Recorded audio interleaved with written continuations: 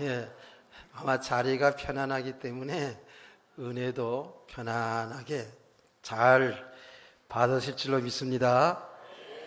너무 편해가지고 이렇게 하다가 주무시면 안 돼요. 예, 은혜를 받는 사람은 뒤로 이렇게 가는 게 아니라 앞으로 이렇게 오게 되어 있습니다. 그렇죠? 안 해보셨나? 앞으로 당연히 오게 되어 있어요. 왜? 말씀에 귀를 기울이기 때문에 그렇게 되어 있습니다.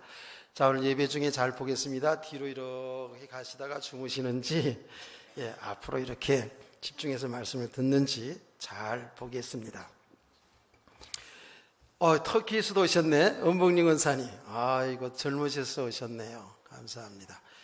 그동안 신앙생활 이렇게 하시고 터키 가서 물론 딸이 하는 사역에 보조로 이렇게 하셨습니다만은 그동안 참 수고 많으셨어요. 우리 격려의 박수를 한번 주시고 일어나서 좀 인사하세요. 새로 오신 분들 있으니까. 더 예뻐져서 오셔서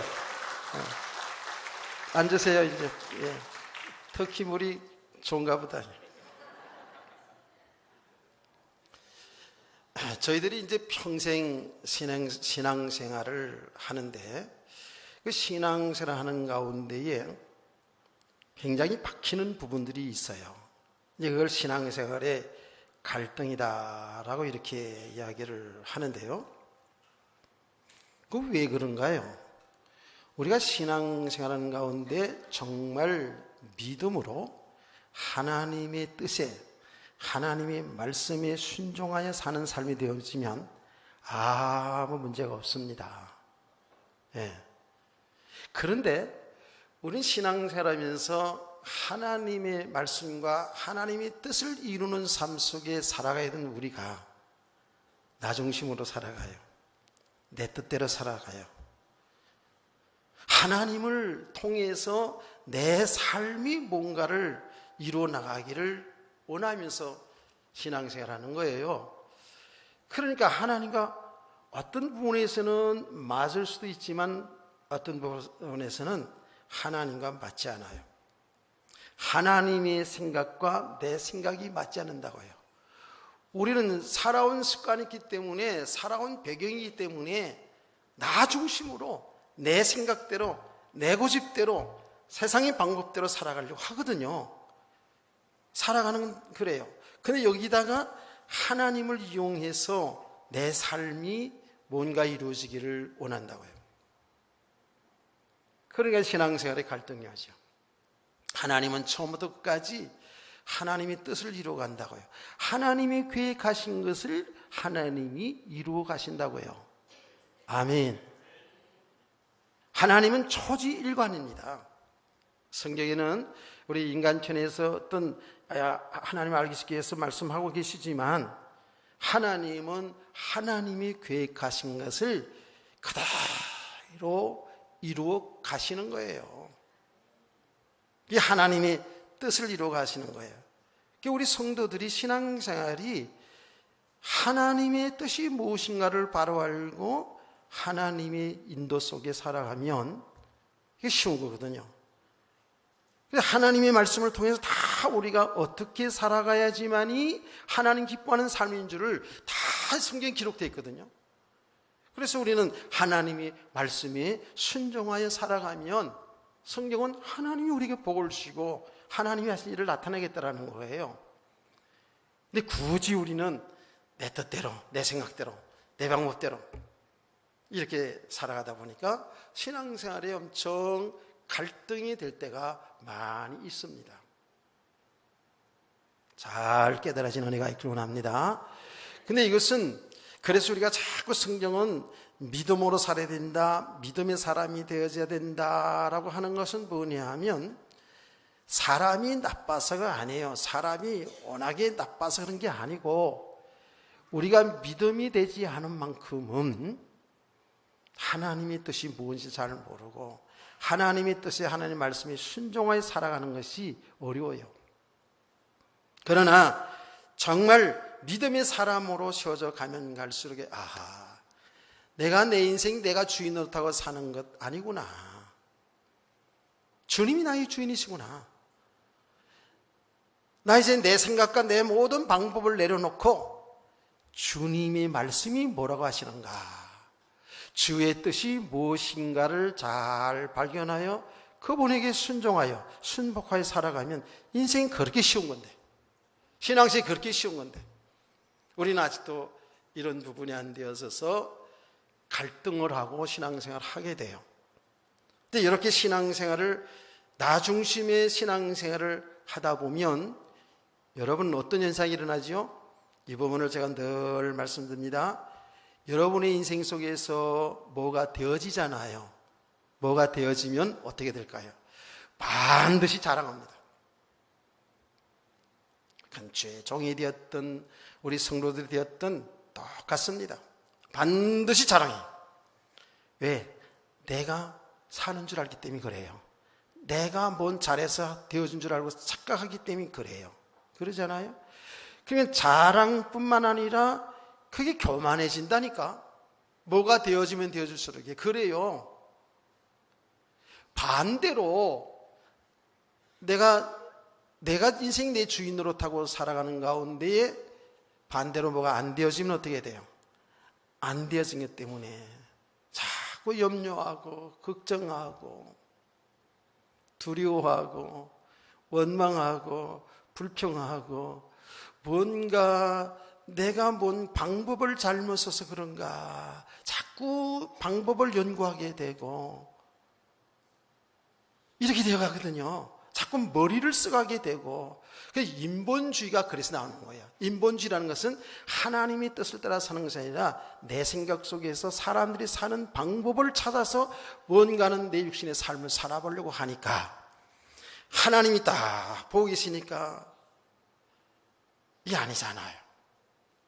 그럼 내 방법대로 내 욕심대로 뭔가 자꾸 이루어나가려고 하면 하나님은 말씀은 이미 이거는 이쪽으로 지금 우리를 인도하고 계시는데, 내 뜻대로 내 욕심대로 살려고 하다 보면 하나님이 보고 계셔요.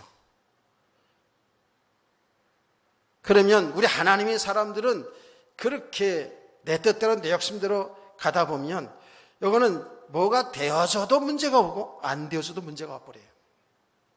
되어지면 당연히 자랑하고 교만해지고 자기가 하나님의 자리에 간다니까. 내가 잘했어, 내가 똑똑해서 공부 잘한 줄 알고 내가 사업 잘한 줄 알고 이렇게 착각을 해서 오히려 하나님의 자리에 가기 때문에 내가 이렇게 되는 거예요. 내가 복음이 돼버리는 거지. 안 되면 안 되지는 것 때문에 또 뭐예요? 염려하고 걱정하고 이렇게 불평하고 불신앙하는 것, 내가 내 인생 내가 살아가는 줄 알기 때문에 그런 거예요. 이게 사실은 똑같은 수준입니다. 똑같은 수준. 교만해지거나 낭망하거나 이게 똑같은 수준이라는 게 뭐지요? 믿음이 같다라는 거예요. 믿음이 없는 거예요. 맞지요? 우리의 인생은 하나님의 주권 속에서, 하나님의 은혜 속에서 살아가야 되는 줄 믿습니다. 그래서 모든 것이 하나님의 은혜. 하나님은 당신의 그 계획하신 것을 우리의 삶을 통해서 이루어 가시는 중에 우리에게 육신적으로 잘 되기도 하시고, 때로는 안 되는 속에 있게 하시면서도 하나님은 우리를 통해서 하나님이 하신 일을 이루어 나가시고 계시는 거예요. 그래서 이것을 우리 성도들이 믿음의 눈을 보게 되면 되어진 일을 통해서도 하나님 앞에 감사하고, 안 되어진 일 속에서도 하나님 앞에 감사하고, 아멘.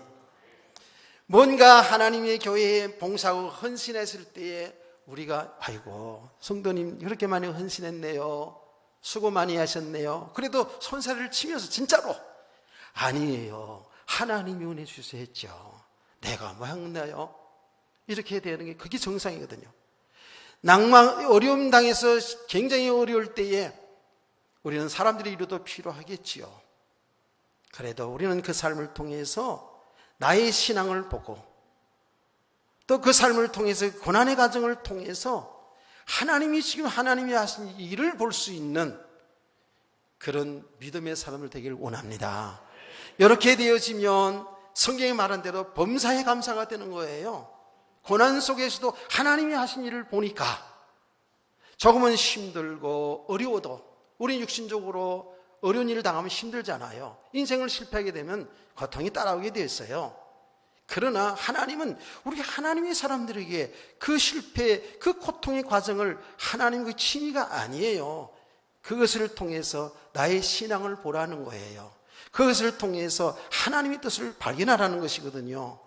그래서 우리는 고난당할 때 오히려 유익하다라는 거예요. 성도들이, 믿음의 사람들이 그렇게 고백했어요.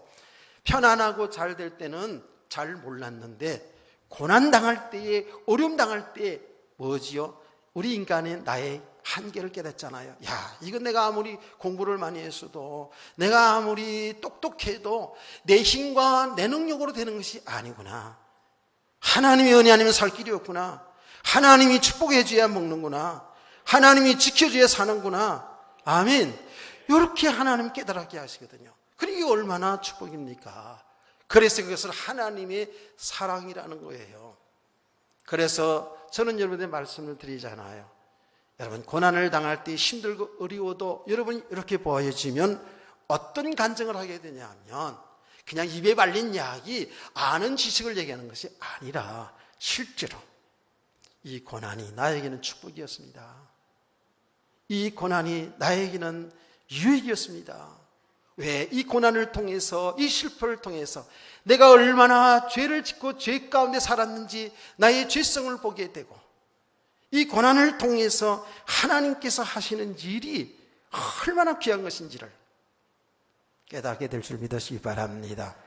하나님이 하신 일은 항상 청통하게 잘 되게 해서만이 하나님이 하신 일을 이루어나가는 것이 아니라 우리의 믿음의 사람들을 통해서 고난 가운데에, 실패 가운데 두게 하시면서 정말 하나님이 하신 일을 드러내고 있다니까. 우리는 믿음이 없으면 고난당하면 힘들어요. 왜 하나님의 사람들이 하나님 믿는데 왜 이런 고난을 당할까라고 자꾸 의심하게 되거든요. 이런 것들을 넘어서서 모든 일을 하나님의 뜻 가운데에, 하나님이 하신 일 속에서 볼 수 있기를 주의 이름으로 축원합니다. 그런데 하나님이 하신 일이 많잖아요. 성경 66권에 많잖아요. 어떤 개인을 통해서, 한 가정을 통해서, 한 나라들을 통해서 하나님이 하신 일이 많이 기록되어 있거든요. 그런데 그 하나님이 하시는 일을 한마디로 말하면 뭐라고 그랬습니까? 여러분은 다 잘 알고 있어요. 하나님과 함께 살아야, 하나님의 말씀에 순종하여 살아야, 하나님의 뜻에 우리가 맞춰 살아야 행복한 것인데, 하나님을 거역한 겁니다. 하나님을 믿지 않는 겁니다. 하나님의 말씀을 거역한 겁니다. 이게 인간의 죄요. 그 죄값으로 인간 세계 고통과 영원한 형벌이 들어오지 않았습니까? 그래서 하나님께서는 멸망당할 우리 인간을, 지금 저주 아래 있는 이 고통 가운데 있는 저와 여러분을 구원하시는 일이 하나님의 뜻입니다. 하나님의 계획입니다. 그래서 그 구원받은 우리 성도들로 하여금 이제는 내가 내 인생 주인 노릇하고 내가 하나님 노릇하고 살았는데 내 인생 다 하나님이 나에게 맡기고 이제는 나를 믿고 살라는 거예요. 나를 믿고 살라는 거예요. 내 생각, 내 뜻 다 내려놓고 이제는 내가 내 인생을 내줄게. 수고하고 무거운 짐진 자들아 다 내게로 오라. 내가 너희를 쉬게 하리라 하지 않았습니까? 이제는 그 주님께 모든 걸 다 맡기고 살라는 거예요. 주의 말씀에 귀를 기울여서 주의 말씀에 순종해 살라는 거예요. 그러면 참 평안이 오고 참 자유함이 있고 진정한 하나님의 축복을 약속해 줬거든요. 이것이 뭐라고요? 주님과 함께하는 삶이 하나님의 나라의 축복입니다. 우리가 죽어서 영원한 천국, 당연히 가겠죠. 그러나 우리 성도들은 이 땅에 사는 날 동안에도 주님과 함께 사는 하나님의 나라의 축복이 이미 와 있어요. 우리에게 와 있어요. 그게 와 있는 게 뭐라고요? 예수님이 우리 주인 되신 거예요. 예수님이 나를 통치하시는 거예요. 이게 하나님의 나라입니다. 이것이 하나님이 하시는 일이에요. 이것이 하나님 구원하신 일이에요. 그런데 여러분, 오늘도 잘 들으셔야 돼요. 그 하나님의 나라의 축복을 누리는 것, 다시 말하면 죄로 인하여 온 우리의 고통, 모든 저주, 영원한 지옥의 형벌 가운데서 빠져나올 수 있는 하나님이 우리에게 주신 약속이 있어요. 길이 있어요. 그 길은 당연하게 예수 그리스도죠. 내가 곧 길이요 진리요 생명이니 나로 말미암지 않고는 아버지께로 올 자가 없느니라. 믿으시죠? 예수 그리스도만이 길이거든요. 다른 길이 없어요. 인생의 완전 답입니다. 잘 보셔요. 여러분과 제가 예수 믿어 구원받는 것뿐만 아니라 이 세상에 살아갈 동안에 모든 육신의 죄와 육신의 그 삶에 묶여 살아가는 가운데서 정말 빠져나오고 하나님의 나라의 축복을 누릴 수 있는 길도 예수 그리스도예요. 아멘. 그 그리스도 안에만이 이 축복이 있는 거거든요. 그게 하나님이 하신 일입니다. 이 일을 누가 하신다고요? 하나님이 하시는 거예요. 우리가 하는 것처럼, 이 복음전에서 구원한 일을 우리가 하는 것처럼 보이지만 하나님이 하고 계시는 거예요. 그 하나님은 어떤 하나님? 그 하나님은 어떤 하나님이십니까? 지난주에도 말씀드렸죠. 우리가 하나님 그럴 때에 그 하나님은 성부, 성자, 성령 삼일째 하나님을 믿으시기를 바랍니다. 그래서 모든 것을 계획하시고 우리 우주 만물을 창조하시고 인간을 창조하실 때에 하나님 성부, 성자, 성령 삼일째 하나님이 계획하시고 창조하시고 요즘 만물을 다스리고 구원하신 일도 그 삼위 하나님이 하신 줄 믿습니다. 그래서 예를 들면 이제 하나님이 요즘 만물을 다 창조하시고 우리 사람을 창조할 때 하나님이 이렇게 말했어요. 우리의 형상대로 창조했다. 우리의 형상대로 남자와 여자를 창조하셨다라고 말합니다. 백성들이 정말 하나님을 알지 못해서 바벨탑을 쌓습니다. 바벨탑을 쫙 쌓으면서 우리가 하나님에게로 꼭대기까지 가보자라고 바벨탑을 쌓을 때에 하나님은 이렇게 말합니다. 우리가 내려가서 저 바벨탑을 흩으자. 저 백성들을 흩어버리자. 우리가라는 말을 씁니다. 그게 뭐라고요? 성부, 성자, 성령 삼위일체 하나님이기 때문에 그렇게 복수로 사용하는 거예요. 깨닫기를 축복합니다. 그래서 성부, 성자, 삼일체 하나님이 구약시대에도 예수님 당시에도 지금도 삼위 하나님이 구원하신 일을 하고 계시다는 거예요. 지난 시간에 얘기했죠. 구약시대는 성부 하나님이 전면에 나셨고 성령과 그리고 성령 하나님 예수 그리스도가 구약시대도 다 나타나 있어요. 예수님이 이 땅에, 즉 그리스도가 이 땅에 오셨어요. 그 그리스도가 예수님 아닙니까? 예수 그리스도 그분은 하나님이에요. 그렇죠? 하나님의 아들, 즉 하나님이라고요. 예수 그리스도가 전면에 나타나셔서 구원하신 일을 이루어 나가시는 거예요. 그때도 성부, 성령 하나님이 함께 역사하십니다. 아버지가 약속하신 성령이 강림하실 것이다 라는 것을 지난 주간에 우리는 주님의 약속의 말씀을 들었어요. 그렇죠? 성령이 강림하신다는 거예요. 그분이 하나님이시는 거예요. 그분이 오늘 그냥 갑자기 가만히 있다가 오신 게 아니라 이미 구약시대도 예수님 당시에도 성령님은 역사를 하셔서 하나님의 사람들을 하나님 믿게 했어요. 예수를 믿게 하셨다고요. 근데 이제 그 성령님이 예수 그리스도가 부활 성천 이후에 성령님이 이 땅에 강림하셔서 삼위 하나님이신 성령님이 강림하셔서 하나님의 구속의 역사를 이루어 나가는 줄로 믿으시기를 바랍니다. 아멘.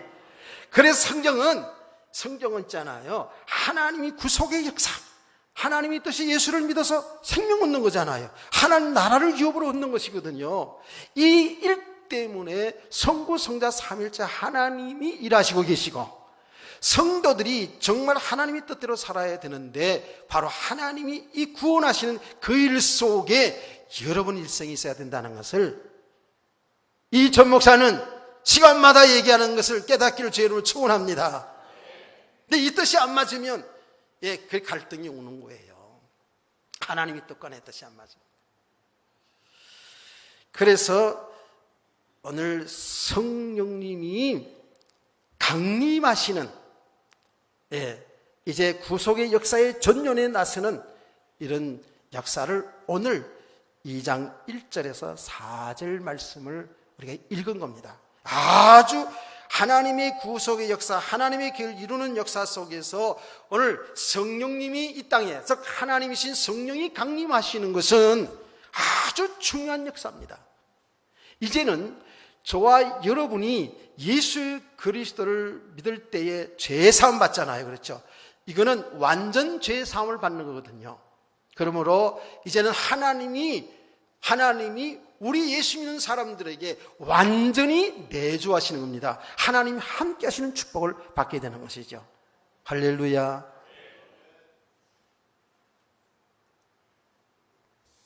이게 하나님의 은혜요. 하나님이 하신 일입니다. 자, 성령님이 곧 하나님이 강림하시는 거예요. 성령님 강림하신 거예요. 그런데 이 성령 하나님이 이 땅에 강림하셨는데 이게요 좀 교파별로 좀 다르고 많은 사람들이 오해하는 부분들이 있어요.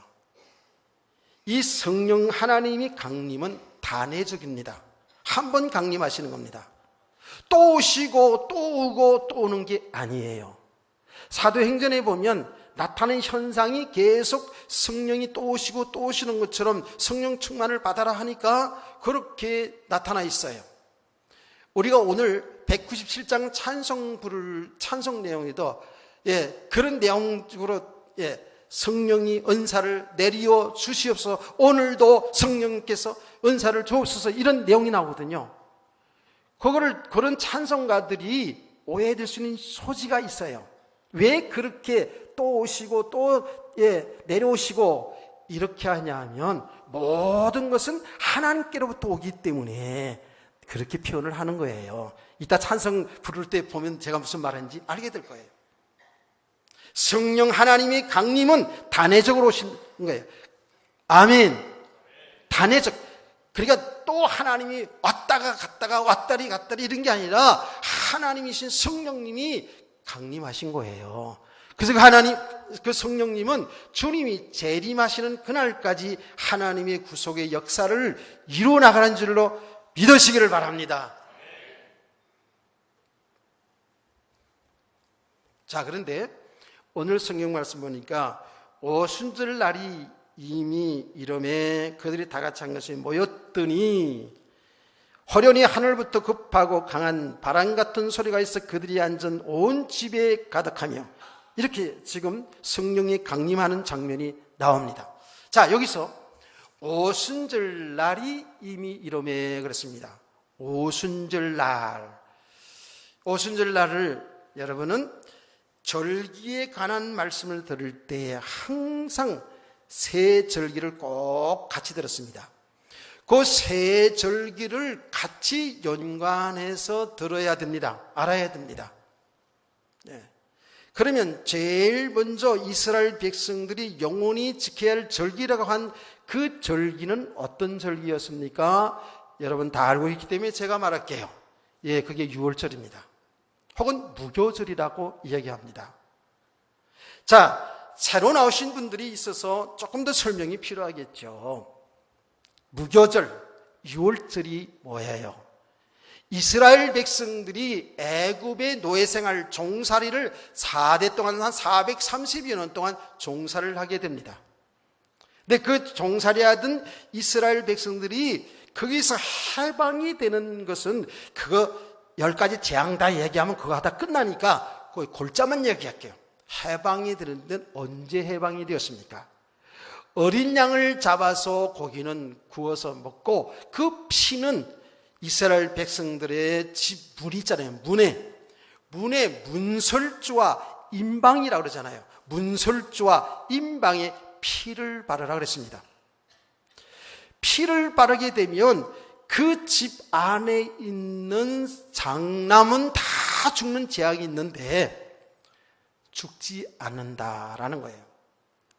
여러분 다 아시니까 이렇게만 해도 금세 알아들었지만 몇 분이 무슨 소리야? 피 바른 집안에 장남은 안 죽는다는 건 무슨 소리야? 이렇게 하고 가면 계속 헷갈리니까 시간이 가도 조금 설명을 하겠습니다.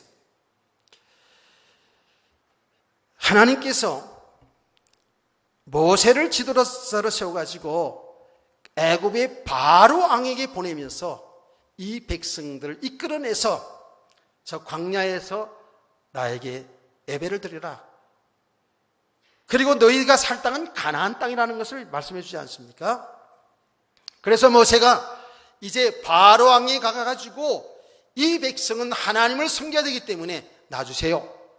그러니까 안 놔줘요. 바로 왕이 놔줍니까? 안 놔주잖아요. 그래서 하나님은 그 애굽 나라에 재앙을 10가지 재앙을 내린다고 해요. 그게 심판이에요. 불신자들이 심판하는 모습이거든요. 10가지 재앙을 내리는데 그 무시무시한 그 재앙의 이야기들을 다 할 수가 없어요. 그런데 엄청나게 사람들이 감당할 수 없는 그런 재앙이 내리는데 요 바로 왕은 얼마나 악하냐면 내어줄 듯 안 내보내는 거예요. 이게 마귀의 역사거든요, 사실은요. 그런데 제일 마지막 10번째 재앙이 뭐냐? 애굽 나라의 장자가 됐든 이스라엘 나라의 장자가 됐든 이 땅의 모든 장자들은 다 죽는다는 거예요. 장자들을 죽이겠다는 거예요. 그래 내보내라. 그런데 애굽 왕이 말을 듣지 않아요. 이렇게 세상의 사람들이 완악합니다. 자, 그 하나님이 말씀한 대로 장자들이 죽게 되는 거예요. 애굽 나라의 바로 왕의 아들부터 시작해서 저 서민의 아들까지 첫 새끼 장자들은 다 죽어가는 거예요. 사람뿐만 아니라 짐승도 다 첫 새끼는 죽는 거지 않습니까? 난리가 났습니다. 온 나라가 난렸어요. 이미 벌써도 9가지 재앙을 내리는 가운데 애굽의 백성들은 피폐할 대로 피폐해졌는데 이제는 자식까지 죽게 되니까 얼마나 이게 화가 났겠습니까? 그래서 그때 촛불 집회를 했다나 뭐 했다나 그때 했던 간에 그건 제 이야기예요. 여러분 눈을 좀 떠시고 더시리라고 이게 너무 중요한 얘기니까. 그래서 백성들이 난리가 났어요. 그래서 애굽 왕은 항복했습니다.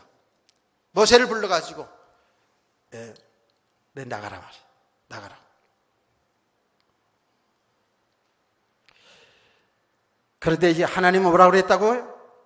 이스라엘 백성들에게 양을 잡아서 잡아서 피를 내가지고 집 문에다가 문에다가 문설주와 임방에다 피를 바르라는 거예요.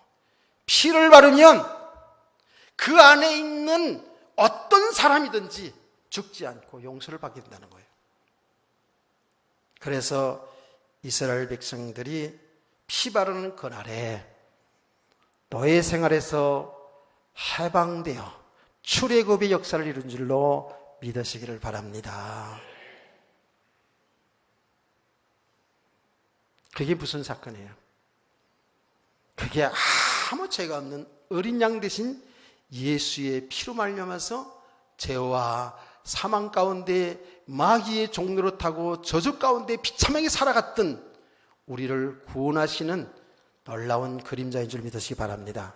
그 당시에는 그렇게 해서 구원받았고 그게 어떤 말씀이냐? 바로 예수의 피를 통해서만이 우리가 구원받는다는 거예요. 그래서 하나님은 이스라엘 백성들에게 이것을 영원히 기념하라 한 거예요.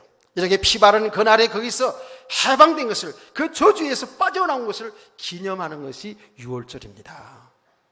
아멘. 아달월 14일에 유월절을 지킵니다.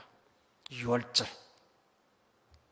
그래서 첫날 제사를 드리는 것이 그 유월절입니다. 그게 구원받은 것을 기념하여 드리는 제사를 드립니다. 유월절이에요. 그리고 나서 한 주간 동안, 엿새 동안을 뭐 하냐면 누룩 없는 빵을 먹으면서 지킨다고요. 누룩 없는 빵. 왜? 그때에 급하게 나오면서 뭐 빵을 부풀려 가지고 이렇게 해서 좋게 만들어서 먹는 게 아니라 그냥 누룩 없이 그냥 찐득찐득한 그 떡을 먹는 거예요. 이렇게 해서 그때를 기념하면서 누룩 없는 빵을 먹는 절기해 가지고 무교절이라고 합니다. 누룩 없는 빵. 무교절이라고 하는 거예요. 그래서 유월절 혹은 무교절이라고 이렇게 합니다. 이스라엘 백성들은 이 절기를 꼭 지키는 거예요. 자, 그리고 나서 무교절을 지키면서 끝날에 뭐라냐면은 그 절기가 우리나라 절기로 말하면 보리를 수확할 때입니다. 보리를 수확할 때입니다. 아까 일부 예배에서 보리를 아십니까? 라고 했더니 나이가 좀 들으신 분들은 아는데 청년들한테 물어봤더니 잘 모르시더라고요. 보리. 그래서 제가 보리밥, 보리고개, 또 노래 보리와 사이로 이런 노래도 있잖아요. 그렇죠? 그 보리를 잘 몰라 우리 지금 젊은 우리 학생들은요. 근데 우리나라도 6, 7월 달 되면 보리가요. 아주 황금빛을 이루잖아요. 그렇죠? 다 모르는 것처럼 얼굴도 하고 있으니까 좀 그렇긴 하다마는 다 아시죠, 어른들은? 이 보리를 거두는 겁니다, 보리를. 그래서 이제 보리를 가장 잘 익은 보리를 수확을 해서 한 단을 묶어서 한 단을 가지고 하나님 앞에 요제로 드립니다. 요제는 흔들어 드리는 제사가 요제라고 그러죠. 어떤 것을? 보리 잘 익은 곡식을 한 단 묶어서 이제 제사를 흔들어 드리는 제사. 이걸 갖다 이렇게 하기 때문에 이것을 갖다 초실절이라고도 얘기합니다. 초실절이라고 얘기해요. 이게 중요한 거예요. 자, 여기 무슨 그림자냐면 이제 유월절은 예수 그리스도의 죽음을 말한다면, 십자가에 피 흘려 죽으심을 말한다면, 이 초실절 익은 곡식을 묶어서 요제로 한다는 것은 뭐냐면 예수의 부활을 의미하는 거예요. 할렐루야. 제가 꾸며서 얘기하는 게 아니에요. 그게 부활을 의미하는 거예요. 그래서 예수님은 바울 사도는 그랬잖아요. 우리의 첫 열매가 되셨다 그러잖아요.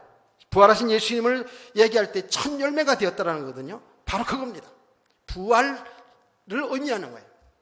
그리고 나서 초실절 이후에 계속 이제 곡식을 거두는 거예요. 곡식을 거둬요.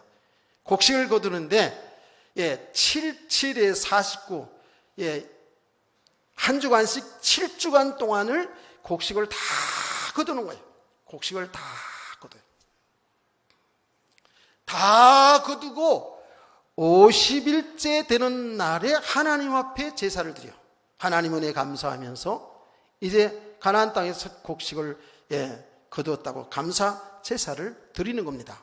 이게 오순절. 그래서 한 주간씩 7주간을 수확하는 그 기간을 따서 77절이라고도 얘기합니다. 근데 초실절, 77절, 오순절 다 사실은 같은 거예요.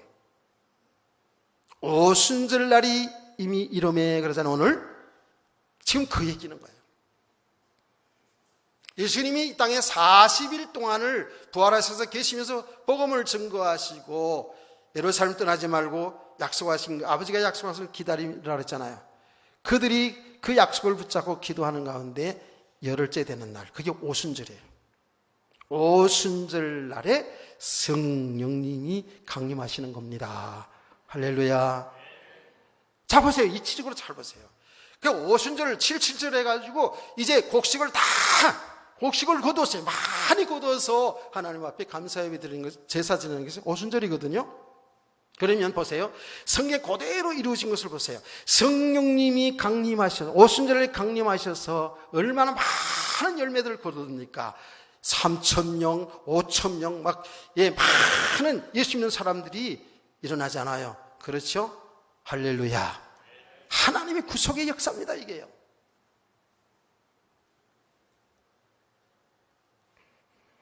이게 하나님의 그 구원하신 역사가 있잖아요. 구약 시대에 이스라엘 백성들 속에서 실제적으로 다 하신 일인데, 그게 정확하게 뭐냐 하면 그리스도를 통해서 죽고 부활하시고 성령님이 강림하셔서 이 추수를 하고 하는 것들이 그대로 다 성경의 절기를 통해서 다 보여줬어요.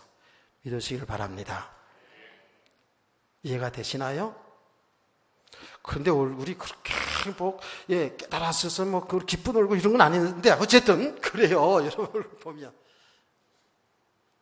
이 하나님이 지금 우리를 구원하신 일을 구약시대도 저렇게 다 그 하나님의 백성들을 통해서 보여준 거예요.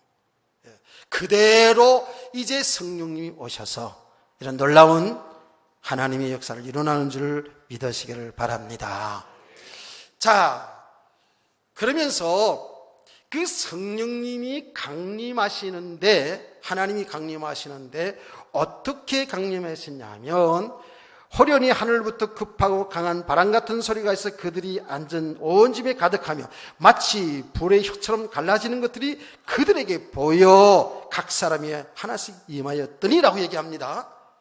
지금 성령 하나님이 강림하시는 장면이에요, 지금. 근데 놀랍게도 강한 바람같이 임하고, 불꽃처럼 말이죠.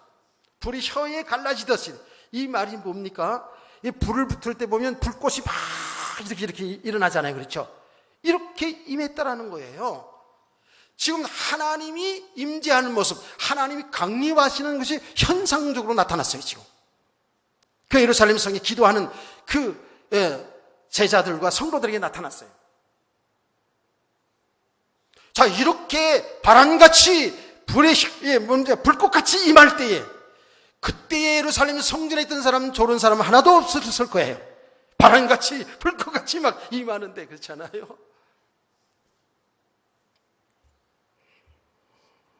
자, 여러분요, 하나님의 임재가 보면, 임재에 나타나지 보면 하나님 영이시잖아요. 그렇죠? 그런데 여러 가지 나타나는 현상들이 있는데, 구약성에 보면 불꽃처럼 바람처럼 임하시는 그런 장면들이 있습니다. 자, 여러분, 얼핏 불꽃처럼 임하시고 바람처럼 역사하시는 그 하나님, 이렇게 말씀을 듣다 보니까 어디가 얼핏 생각이 납니까?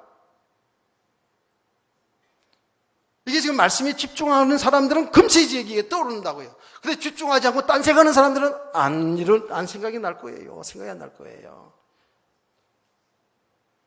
자, 이렇게 하면서 자꾸 집중하라는 말씀이죠. 자, 불꽃같이 임하고 바람같이 임하는 하나님의 임재를 그렇게 성경에 나타나 있거든요. 어디에 생각 잘 안 나세요? 자, 여러분, 얼핏 생각이 이렇게 나야 됩니다. 출애굽기 3장에 보면 모세가 있잖아요. 떨기나무 가운데 하나님 불꽃으로 임하고 타지도 않는데 불꽃으로 임한 장면을 보지 않습니까? 그러면서 거기에서 신발을 벗고 엎드리는 장면이 나오잖아요. 불꽃처럼 임하셨어요. 이게 현상이거든요. 성경에 그런 이야기 상당히 많이 나옵니다. 또 하나 얘기하자면, 이제 이스라엘 백성, 하나님께 이스라엘 백성이 신의 새는 나오라고 그랬어요. 하나님이 살아계신 정글을 보이기 위해서. 근데 그때 정말 맹렬한 불꽃처럼 임했다고 그랬어요. 그래서 백성들이 막 두려워서 떨려가지고요, 못 나가고 모세, 당신 나가시라고. 이런 장면 아시죠? 출애굽기 나옵니다. 이런 장면이 많이 나와요. 바람처럼 역사하시는 하나님, 시편에도 나오고요.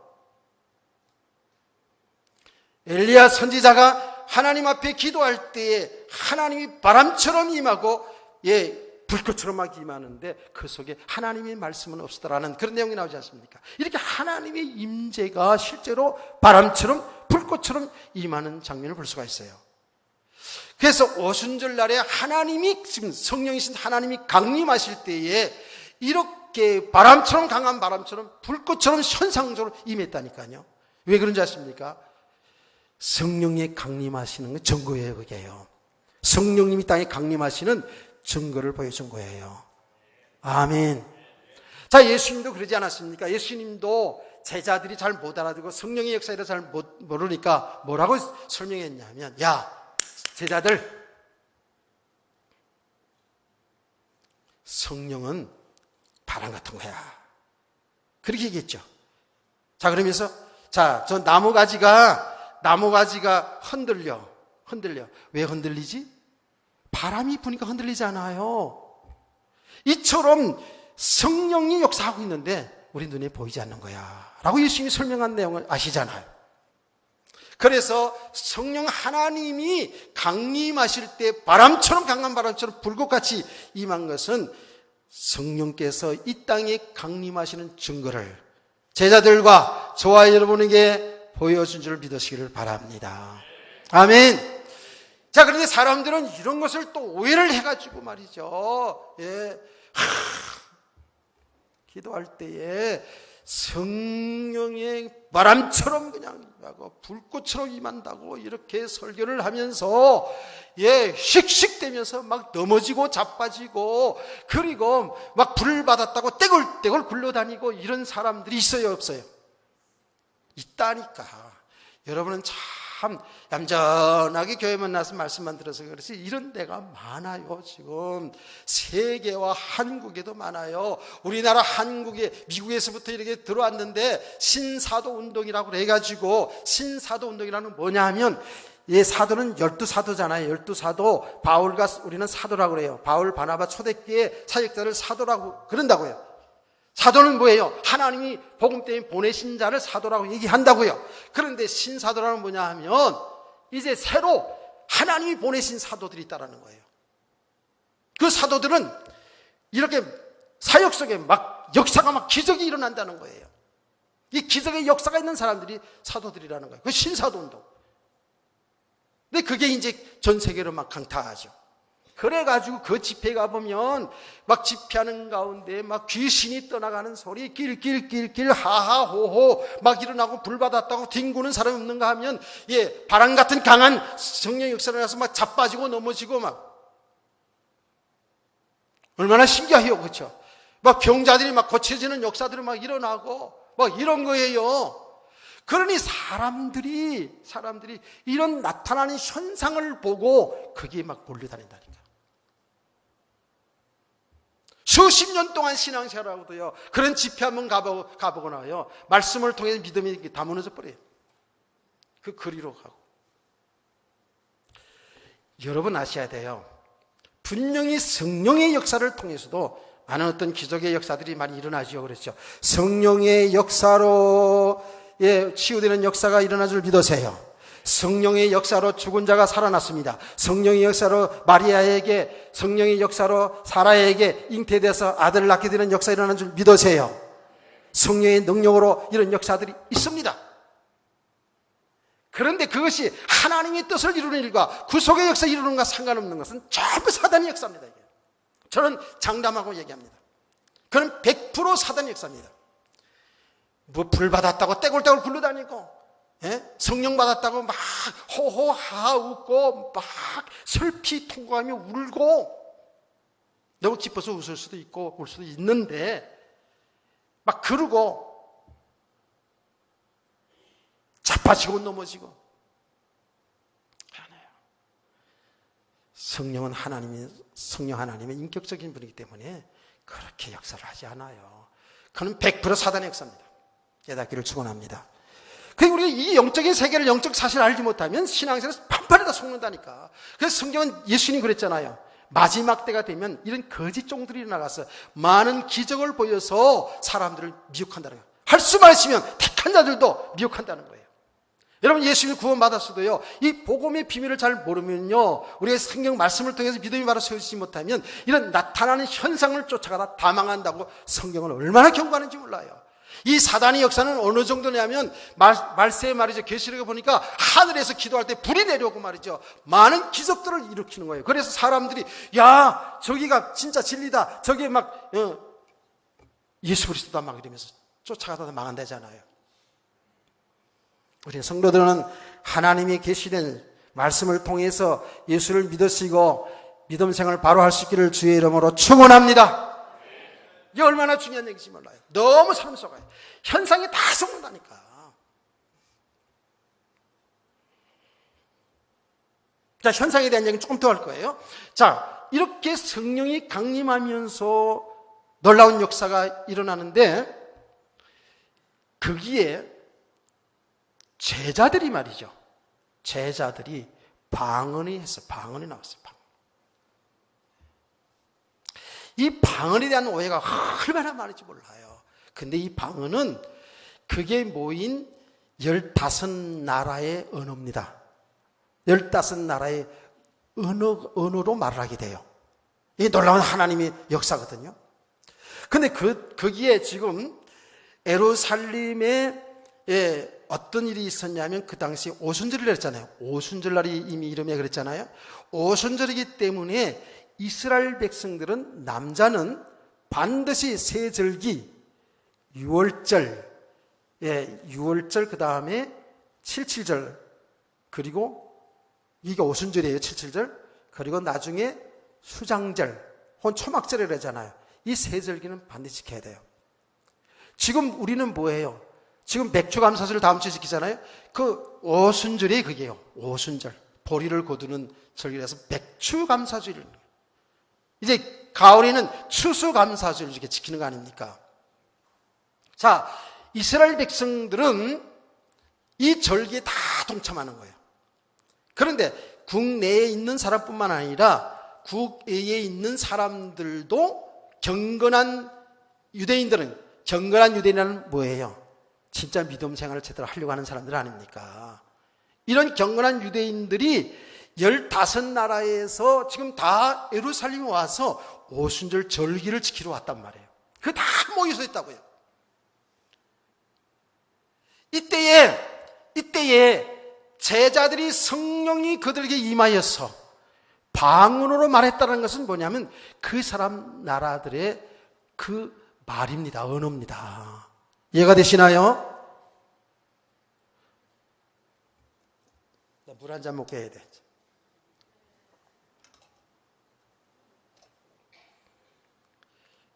근데 그 사람들은요, 뭐 예수님 제자들이 그렇게 많이 배운 사람들 아니잖아요. 뭐 언어를 배운 적이 없잖아요. 그렇죠? 그래서 성령이 강림하셔서 그들의 나라 말로 얘기를 하는 거예요. 말하자면 제자들 가운데요, 미국 말이 그냥 나오는 거예요. 미국 말이. I love you 막 나오는 거야. 막 이 미국 말이 막 나오고요. 일본 말이 나오는 거예요. 고자이마스 안데스까 막 나오는 거야 그냥. 프랑스 말이 나오는 게 봉주려 막 나오는 거예요. 러시아 말이 나오는 거예요. 서바서바 나오는 거예요. 중국 말이 나오는 거예요. 니하오마 막 나오는 거야.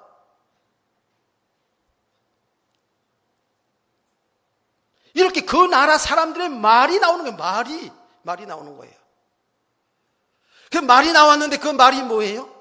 그 말을 통해서 뭐 했어요? 그리스도 복음 전하는 거예요. 할렐루야. 그 11절 말씀 보니까 그리된가 그리민들이라 우리가 우리의 각 언어로 하나님이 큰 일을 말함을 듣는다. 하나님이 큰 일이 뭐냐면 예수의 죽으심과 부활입니다. 할렐루야. 이 예수의 죽으심과 부활에 관한 이야기를 지금 그들의 15나라 사람들의 말로 전하. 이게 방언이에요. 그러니까 방언이 뭐예요? 방언이 복음 전하게 해주신 거예요. 이걸 모르니까 하나님의 뜻이 예수의 정인으로 살도록 하기 위해서 예수를 복음 전하기 위해서 하나님이 지금 하나님이 성령이 강림하시고 그들에게 이렇게 언어를 주셨는데 방언을 주셨는데 이거 모르니까 수년 동안 우리 한국교회도 얼마나 이게 이 방언 때문에요. 어떤 교단에서는 방언 못 받으면 성령 받지 못한 증거라고 이렇게 가르치질 않나? 방언해서 무슨 몇 나라 방언을 한다고 교회에서 힘주고 다니는 사람이 없습니다. 저는 제가 얘기했잖아요. 방언 9나라 방언을 한다고 그렇게 다니는 사람도 봤어요. 다 그 거짓말. 완전히 마귀 속은 말. 여러분 방언은 교회에만 있는 게 아니라 저 절에도 있고 다 있는 거예요. 왜? 귀신이 있기 때문에. 이 영적 존재이기 때문에 그래요.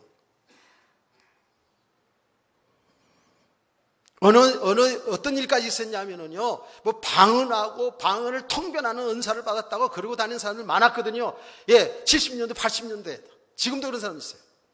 그래서 신사원 교수라고 있잖아요. 신사원 교수라고 있었어요. 그분은 아주 언어에 아주 잘하는, 히브리 헬라를 잘하는 교수였어요. 그래서 어느 모교의 권사인데 방언을 하고 방언 통역하고 막 이렇게 은사를 받다 그래가지고 그분에게 히브리 말로 성경 읽고 헬라 말로 성경 읽으면서 해석하라니까 엉뚱한 소리.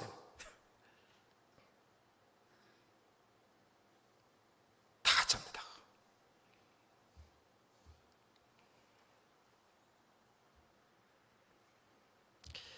그래서 제가 얘기하잖아요. 하나님이 은사를 주신 목적도 여러분의 삶에 주신 모든 목적, 여러분의 건강도, 지식도, 지혜도, 직장도, 기능도, 여러분의 결혼도, 여러분의 자식도, 이런 모든 삶을 통해서 하나님의 뜻을 이루는 삶 속에 살기를 축복합니다. 이게 전부 다예요. 그 이상도 이하도 아니라니까. 그래서 예수님께서 제일 지상에 있을 때 마지막 날 무슨 얘기를 했습니까? 내가 성령이 내게 임할 것이다. 권능을 받게 될 것이고, 뭐라고요? 예루살렘과 유다와 사마리아 땅까지 이르러 내 증인이 되리라. 할렐루야. 이렇게 하신 거예요. 예수 그리스도의 증인. 예수 그리스도의 여러분 증인으로 살기를 축복합니다. 이게 하나님의 나라의 축복이라고요. 나가서 여러분이 저 애국에 나가서 복음 전하기도 하고, 여러분 지역에서 복음 전하기도 하고, 여러분 가문에 복음 전하기도 하고, 그리고 그렇게 가르치고 전할 뿐만 아니라 여러분의 삶이, 믿음의 사람들, 예수님을 주인으로 모시고 하나님의 나라의 좀 축복을 누리고 살기를 소원합니다. 그래서 여러분을 볼 때, 야, 정말 저 사람들이 예수 믿어야 되겠구나. 저 사람 보는 게 예수 믿어야 됐구나. 저게 말로 천국이구나, 저게. 이렇게 정인으로 살길 주의 이름으로 축원합니다. 제가 여러분에게 하여튼 10번 이상을 간증한 얘기입니다. 이 간증보다 더 좋은 거 없을 것 같아가지고. 여러분 많이 들었어도 또 들어야 돼. 50에서, 나이는 정확히 알지 못해요. 50에서 60이 다 갖고 온 분이 부잣집에 가서 일하러 간단 말이에요. 일하러. 제가 청소도 해주고, 밥도 해주고, 그리고 시간제로 일하는 분들 지금도 많잖아요. 일하러 가요.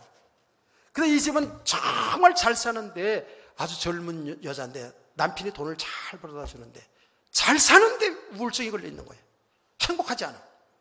그래서 자기 집에 와서 일하는 그 아주머니는 일할 때 밥을 하든 청소를 하든 찬송을 하는 거예요. 찬송. 내가 여러분 몇 번 얘기했잖아요. 그 찬송이 어떤 찬송인지 몰라요. 나이가 많은 분이니까 주 안에 있는 나에게 딴 근심이 있으랴, 그 찬송을 했는지, 주와 같이 길 가는 그 즐거운 일이 아닌가 그 찬송을 했는지 그건 몰라.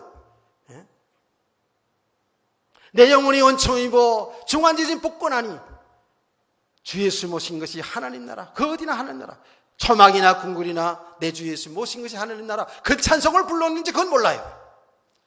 이렇게 늘 기쁘게 즐겁게 찬송을 부르고 행복하기라니까 그 젊은 여자 주인이 그분에게 물어봤다잖아요. 한 분, 두 분이면 그럴 수도 있는데 올 때마다 그러니까 아주머니는 어떻게 해서 내가 볼 때마다 그렇게 늘 찬송 부르면서 일을 하시는데 그게 왜 그래요? 어떻게 그럴 수 있어요? 뭐라 그랬다고요? 딱 두 마디. 나 교회 다니거든요? 이렇게. 교회 다니면 다 그래요? 교회 다니면 다 그래요? 교회 다니면서 인상 팍팍 쓰는 사람 많은데? 교회 다니면서 찬송도 안 부르고, 인상 쓰는 사람 있는데? 교회 다니면서도 말씀 들을 때 말씀 안 듣고 45도로 쳐다보는 사람 있는데? 교회 다니면서도 원망불평한 사람, 뒤에서 원망불평한 사람이 얼마나 많은데? 어때요? 교회 다니거든요? 교회 다니면 다 그래요? 나 예수 믿거든요? 할렐루야. 진짜 예수 믿는 사람이야, 이분은. 딱 그 두 마디 했다지 않습니까? 왜 예수 믿어야 되는지, 하나님 형상이 어떻고, 이런 건 몰라, 이 아주머니는. 하여튼 모르는지 아는지 모르지만 두 마디 했다는 거예요. 나 예수 믿거든요. 진짜 예수 믿는 거예요. 예수님을 나의 주인으로, 예수님 나의 신랑으로, 예수님과 동행하는 삶, 일하러 가든 집에 있든. 할렐루야. 이게 바로 정인의 삶이거든요. 우리 성도들 정신 차려야 돼요. 여러분, 예수 믿지 않는 남편이 여러분의 삶을 통해서 교회 아버지도 아니고 예수 믿으면 안 되겠다는 사람들이 많습니다. 저는 전도 현장에서 많이 봤거든요. 여러분, 예수 믿지 않는 아내들이 여러분의 사는 모습 보고 예수 믿으면 저렇게 될까봐 안 믿는 사람이 많다는 거예요. 우리 성도의 삶의 현장에서 많은 사람들이 기독교인들을 개독교라고 이렇게 지금 핍박하는 이유가 있어요. 두 가지입니다. 하나는 핍박을 위한 핍박이고, 하나는 우리 성도들이 예수의 정인으로 살지 못하기 때문에 그래요. 얼마나 비참한 얘기입니까? 제가 얘기했잖아요. 이건 싫어하라고요. 예. 전철 안에서 싸움질하니까, 말다툼하고 싸움질하고 원성으로 싸움질하니까, 여보시오, 여기가 교회인 줄 아십니까? 이렇게 얘기했다는 소리가 얼마나 우리를 슬프게 하는 겁니까? 예. 예수의 정인으로 살길 축복합니다. 아멘. 제가 좀 큰 소리 치니까 너무 주눅 들지 마시고, 저와 여러분이 지금 받아야 될 메시지거든요. 지금 그 얘기는 내가 수없이 많이 했지 않습니까? 그 젊은 여자가 그 아주머니 보고, 야, 나도 교회 나가서 예수 믿어야 되겠구나. 그리고 예수 믿고 나니까 우울증도 다 치료받고, 이렇게 좋은 것을 그냥 돈도 나고 살았구나. 그냥 신랑 얼굴만 보고 살았구나. 예. 이렇게 우울증까지 왔었구나. 그래서 그 행복한 그 여자가 간증하는 걸 내가 들었단 말이에요, 실제로. 예, 역사 얘기가 아니고. 이렇게 결론입니다. 성령님, 하나님이세요. 그 하나님이 이 땅에 오셔서 예수 믿는 제자들에게, 성도들에게 임재하십니다. 완전 대주입니다. 이게 놀라운 구속의 역사입니다. 예. 그래서 어떻게 예수의 증인되게 하시려고 예수를 복음 전하게 하겠어요. 아멘. 그게 우리 성도의 삶이거든요. 우리는 어떤 삶을 통했는지 하나님이 뜻인 예수 그리스도의 증인으로 살아가는, 예수 그리스도 복음을 위해 살아갈 수 있는 그런 성도들 되기를 주 예수 이름으로 축원합니다. 축복합니다. 오후에는 더 구체적으로 제가 현상적인 부분에 대해서 좀 더 자세하게 말씀을 좀 전해야 될 것 같습니다. 오후 시간에도 큰 은혜가 있기를 원해요. 다 같이 찬